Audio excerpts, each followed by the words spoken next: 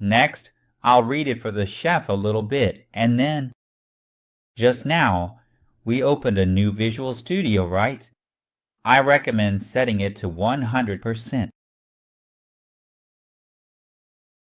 For some of your screens, if it's already set to 100%, this won't have any effect. There won't be any notification. But my screen has scaling set, so that's why it notifies me.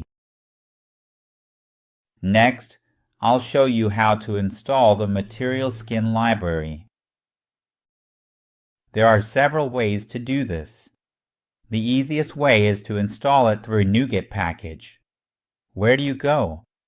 Go to Solution Explorer in Windows.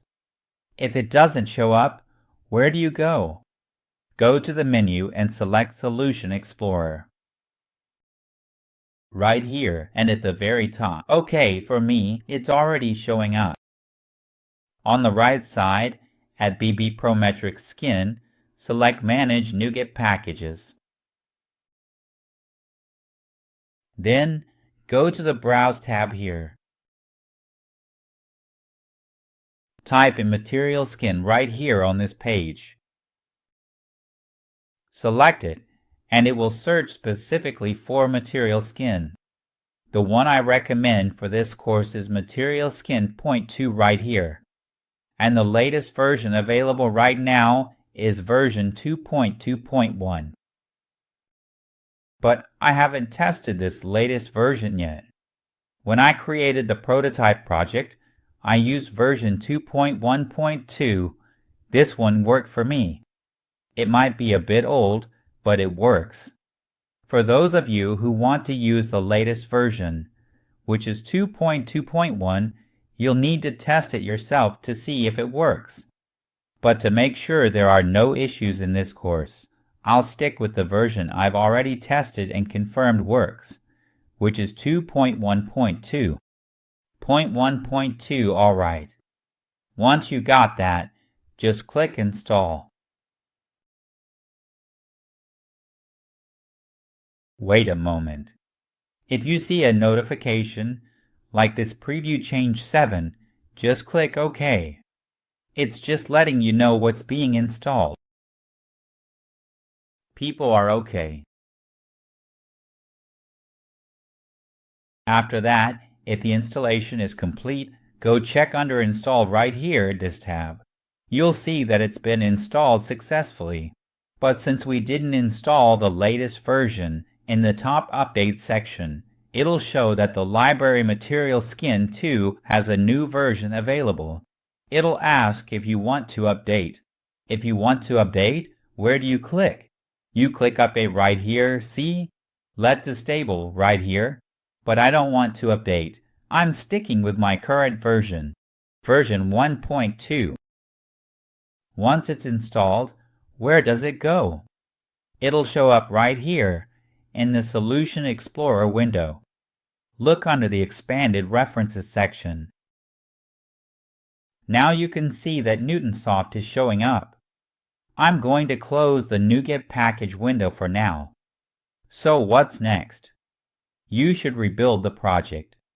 Go to the Build menu and select Rebuild Solution. It's kind of like refreshing things, so everything gets recognized properly. This step makes sure the library gets copied into the project. So the question is, where exactly is this Matrix file located? Well, it's in the folder called bin/bus. So try going over here on the right side under BB Prometric Skin, and on the right, select Open Folder in File Explorer. Go to the bin folder, just like I mentioned earlier. So, as you can see, the DLL file has already been installed right here. Okay, I'm going to close the folder now. In the next step, click on the form, and then check the toolbox. If it doesn't show up, go to.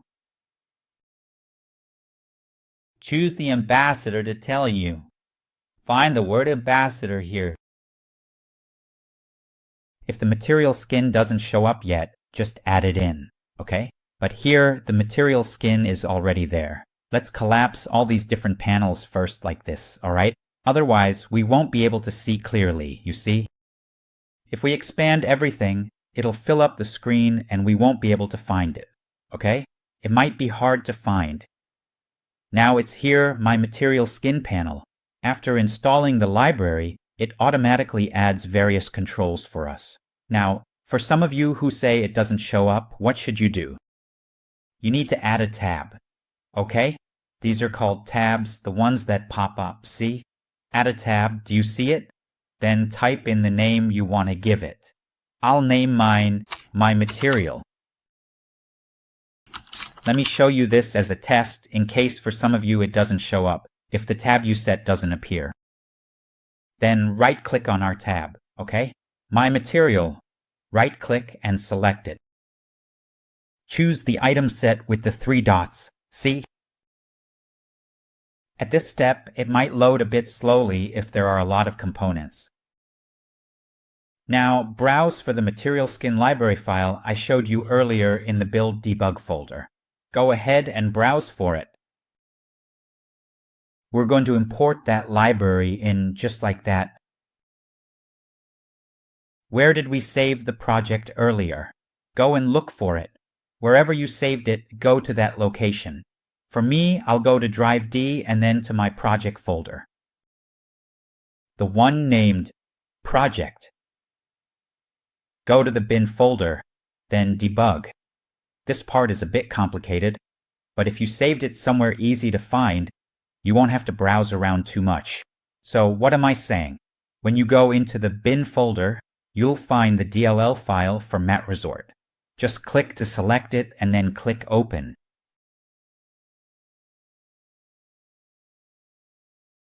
Here, just wait a moment. You'll see that all the controls for MaterialSkin are automatically selected for you. You don't have to check anything yourself. Your only job is to just click OK.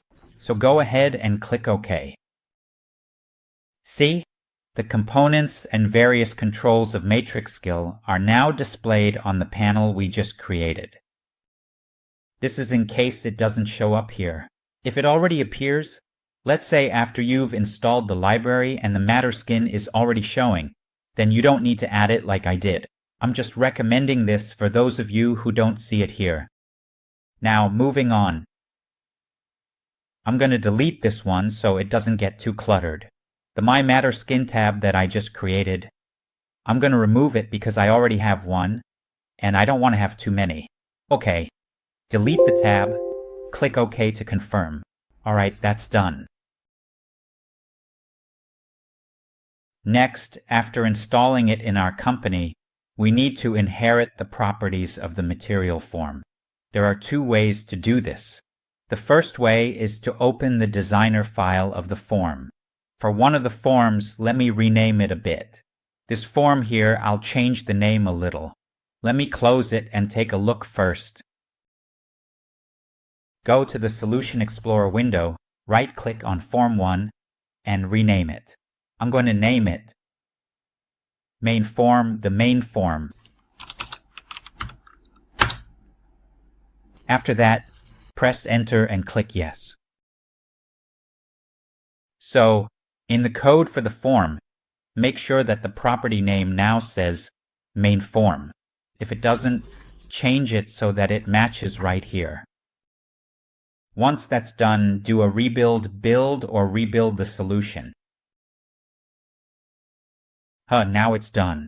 Next, let's turn on the lights. Open the main form designer. We're going to make a small change to the inheritance of properties. Go to the menu file here and select Open File. Then go to the project folder where you saved your work, wherever you saved it. For me, I saved it here under Anderskin in the Pistadio 2019 project. That's the name of my project. Go in until you see the various files of the project like this with names like .config, .vb, .resks, and other resource files. Look for the file with designer in its name, like this. If you want to edit a specific form, go to that form. For example, this one is main form. Designer.vb, so just double-click to open it. You'll see that its default value is currently inherited from the properties of the form class. We're going to change that. Let's switch to using MaterialSkin's version. Go ahead and delete this part system. Windows, Forms, Form, remove it and replace it with Material Form. To do that, just type MaterialSkin. Controls with an S at the end, .Material Form. That's all there is to it, and you're done. After that, just save and close it. And then close it. Now you'll see that it's updated for us to approve. If it doesn't update, what should you do? Just close it first and then rebuild. You might need to rebuild a few times to refresh the project so it recognizes the changes. If it still doesn't show up, what should you do? You need to restart Visual Studio. Just close it and open it again, that's all. Okay, now let's double-click on the main form. Alright, you'll get something like this. If it looks like this in the Google Material style, that means we've successfully installed the library. So what do we do next? Let's test it out. But before testing, let's change something here a little bit. Right here in the property where it sends a message from Form 1, let's tweak it a bit. Here, you can type your own message directly.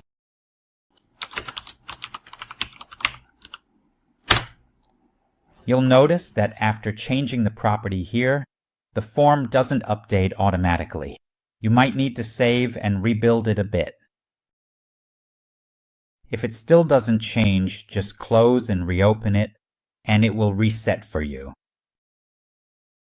With MaterialSkin, sometimes you need to rebuild and refresh the project a bit. If you make any changes and they don't update in real time, you might need to close and reopen it. Let's use that term, just close and reopen it, and then you'll get the result like this. After that, just test the program. Start it up. Now our MaterialSkin has been successfully installed in the project. We can now expand the form fully and it looks great. Alright, that's it for this lecture. We'll continue in the next lecture. Thank you very much.